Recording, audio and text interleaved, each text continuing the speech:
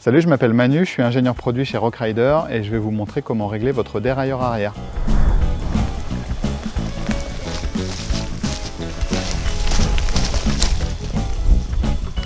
Le dérailleur, c'est ce composant qui est placé à l'arrière du vélo, qui permet de changer les vitesses en décalant la chaîne sur les différents pignons de la cassette. On peut s'inquiéter d'un dysfonctionnement du dérailleur en cas de bruit ou de difficulté à passer les vitesses, ou encore de déraillement, par exemple quand la chaîne vient se coincer ici entre la cassette et la roue. Pour faire tous les réglages qu'on va voir maintenant, un simple multitool est suffisant.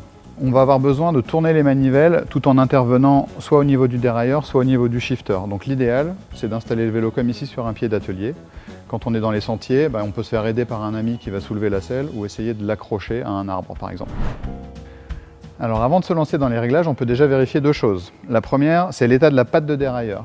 La patte de dérailleur, c'est le petit composant qui fait la jonction entre le dérailleur et le cadre. Si cette patte elle est tordue, par exemple après un choc, le dérailleur ne pourra pas bien fonctionner. La deuxième chose à vérifier, c'est l'état global du dérailleur. Si on voit la chape ici qui est complètement tordue ou qui bouge énormément avec beaucoup de jeu, c'est sans doute que le dérailleur est à changer. La première catégorie de réglage qu'on va pouvoir faire sur le dérailleur, c'est celui des butées.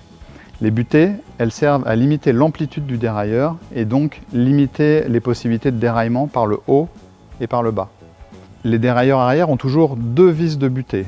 Une vis de butée basse et une vis de butée haute. Parfois c'est écrit H comme high, haute, L comme low, basse. Haute vitesse, basse vitesse. Haute vitesse, petit pignon, basse vitesse, grand pignon. Donc si on a des problèmes de déraillement par en haut, c'est-à-dire la chaîne qui tombe derrière la cassette, il faut qu'on règle la butée basse, L. On va venir serrer la vis progressivement pour limiter le déplacement du dérailleur. Là, on va régler la butée haute vitesse. Donc on est bien sur le plus petit pignon et on va essayer d'aligner ce petit pignon avec le galet du dérailleur. Là, on voit que le galet est trop rentré et qu'il n'est pas en dessous du petit pignon. Ça veut dire que le dérailleur est trop contraint. On va devoir desserrer la vis de butée haute. On voit quand on la tourne.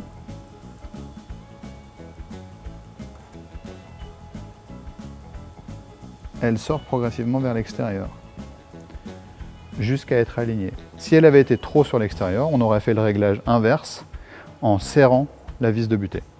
Maintenant, pour régler la butée basse, on va passer sur le plus grand pignon.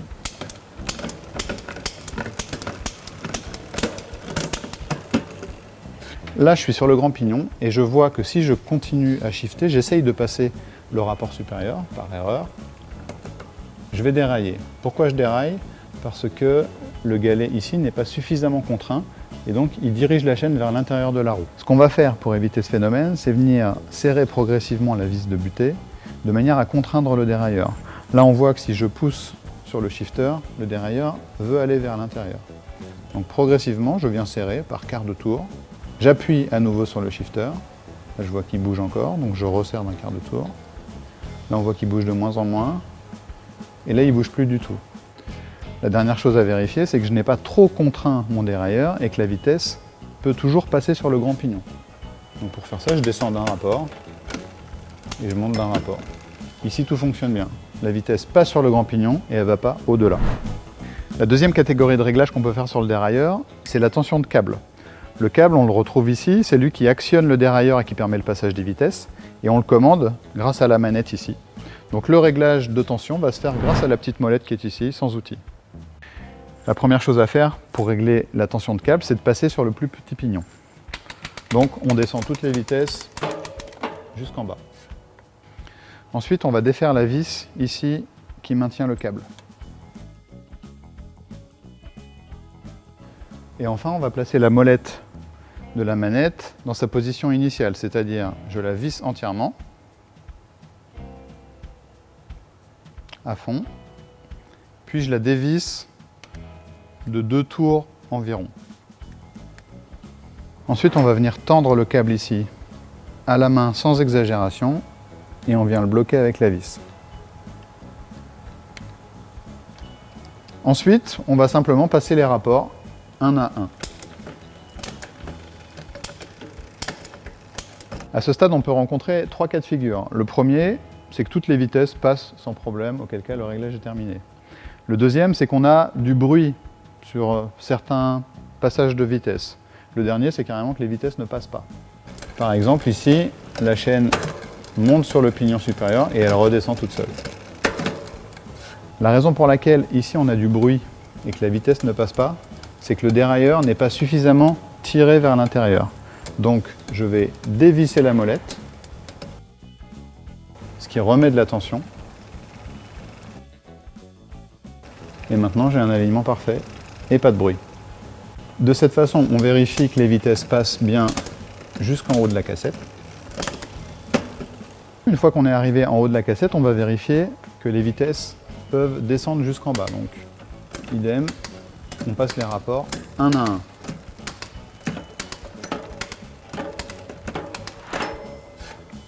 Ce qui peut arriver à la descente, c'est l'inverse de ce qui pouvait arriver à la montée. À la montée, parfois, la vitesse ne passe pas vers le pignon supérieur. À la descente, elle peut ne pas descendre sur le pignon inférieur. Dans ce cas-là, c'est qu'on a trop de tension de câble. Et donc, on fait l'inverse de tout à l'heure, c'est-à-dire qu'on va visser la molette pour réduire la tension et permettre à la chaîne de descendre. Il faut toujours trouver l'équilibre entre une bonne montée et une bonne descente. La dernière catégorie de réglage sur le dérailleur arrière, ça va être l'angle de ce dérailleur. Pour que le dérailleur fonctionne correctement, il faut que le galet, ici, soit placé à une certaine distance des pignons. Donc pour faire ça, on va jouer sur l'angle du dérailleur en réglant cette vis qu'on appelle la vis B. Sur ce type de transmission Shimano, le réglage de la vis B se fait sur le plus grand pignon.